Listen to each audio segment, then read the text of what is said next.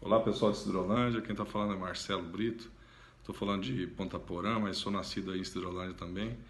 Hoje estou com uma missão muito nobre aqui de falar sobre um nome importante para a história de Cidrolândia, que é o nome de Porfírio de Brito, a praça central aí da cidade. Eu quero parabenizar o Chiquinho da Fundação de Cultura por essa iniciativa de fazer esse resgate importante e também a minha irmã aí, a Kalina, que foi contactada por ele e escreveu alguma coisa que é em cima disso que a gente vai falar aqui. Falar sobre a história de Cidrolândia é importante destacar que a gente está falando de uma história de uma colonização muito recente.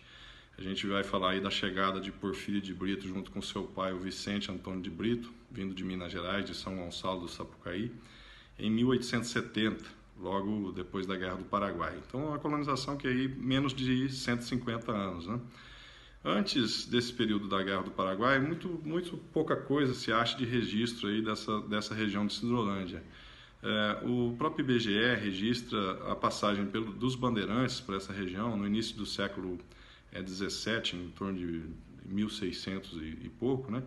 E depois disso, só mesmo já no século XIX, há o registro aí que em torno de 1845 se teria aí algo em torno de coisa de 100 habitantes mais ou menos em toda essa região entre os rios, o rio Vacaria e o rio Anhanduí. Então, é uma região muito extensa, uma região de uma natureza muito exuberante, terras muito férteis, mas que, então, nessa data aí em torno de 1845, tinha tão somente 100 pessoas. Aí os Barbosa, principalmente essa ocupação já para formar as primeiras fazendas de gado. Esses Barbosa que depois acabaram indo se estabelecer em outros municípios aqui do estado.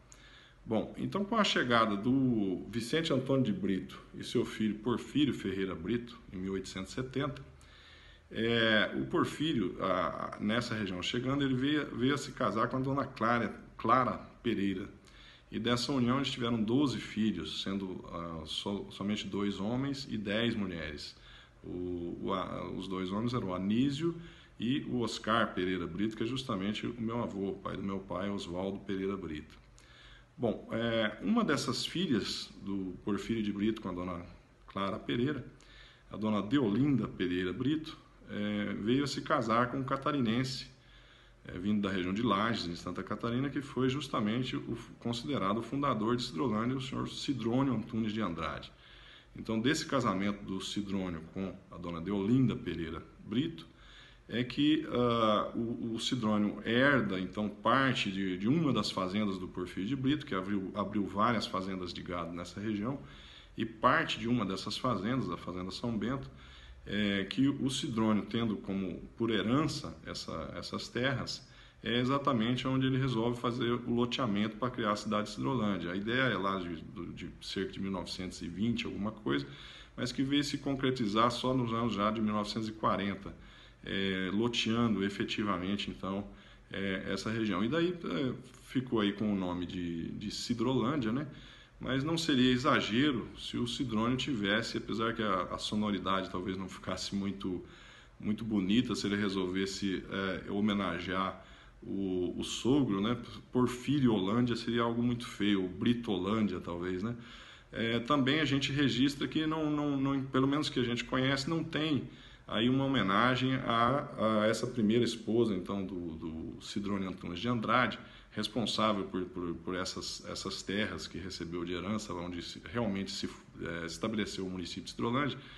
Então, a dona Deolinda Pereira Brito, que deve ter passado a usar o nome de Deolinda Pereira de Andrade, com o casamento do Sidrônio Antunes de Andrade, né?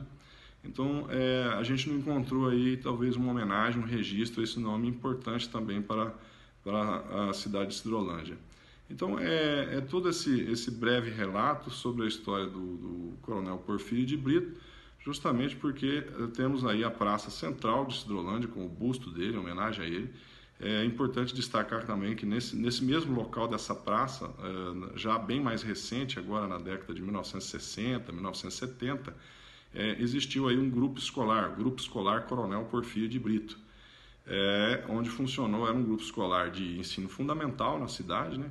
E é onde veio a funcionar também no período noturno o primeiro ginásio batista aí em Cidrolândia, Então, no grupo escolar Coronel Porfírio de Brito, também no mesmo local da praça.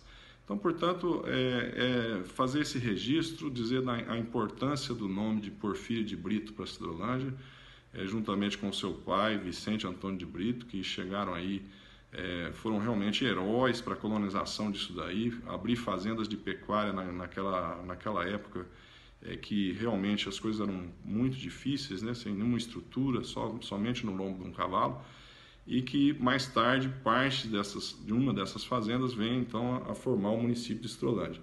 Então a ideia era nesse breve relato justificar a importância do nome do Coronel Porfírio de Brito para Cidrolândia. Um abraço a todos aí, muito obrigado pela oportunidade de falar um pouquinho da história dessa família que é muito importante para o município.